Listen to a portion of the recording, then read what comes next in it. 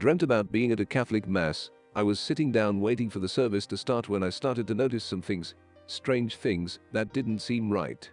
I saw a black priest who usually did the mass, but now he was sitting in the back with everybody. Then right before me, I saw a woman who was now taking the position of the priest.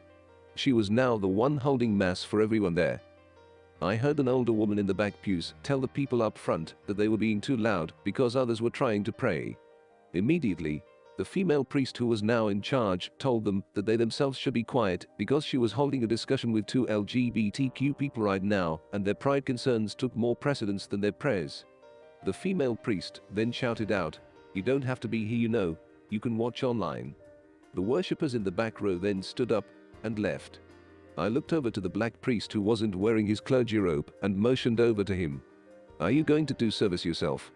The priest simply sat cross-armed with disappointment and motioned back to me with a big no. And soon, the dream ended. 2 Thessalonians 2:3. Let no one deceive you by any means, for that day will not come unless the falling away comes first, and the man of sin is revealed, the son of perdition. Matthew 15:14. Let them alone. They are blind leaders of the blind, and if the blind leads the blind, both will fall into a ditch. Matthew 24:10-13. And then many will be offended, will betray one another, and will hate one another. Then many false prophets will rise up and deceive many, and because lawlessness will abound, the love of many will grow cold. But he who endures to the end shall be saved. Ephesians 5:22-25. Wives, submit to your own husbands, as to the Lord. For the husband is head of the wife, as also Christ is head of the church, and he is the Savior of the body.